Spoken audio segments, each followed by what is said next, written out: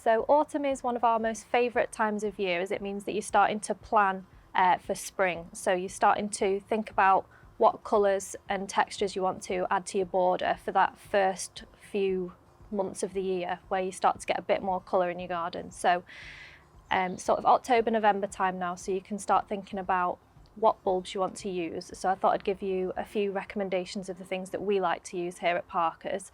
So we like to use a combination of daffodils, tulips as your sort of taller things, and some alliums as well maybe, and then some lower growing things such as your fritillaria, small narcissi and crocuses as well. So the main thing that you want to think about is your colour palette. So you might want to stick to sort of warmer colours, or you might want to stick to cooler colours, or some people like to use an all white colour palette as well.